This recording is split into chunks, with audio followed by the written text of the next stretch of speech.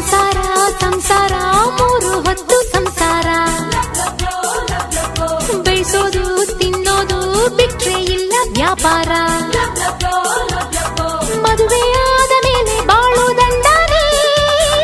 ಮಡದಿಯಾದ ಮೇಲೆ ಎಲ್ಲ ಗಂಡಾನೇ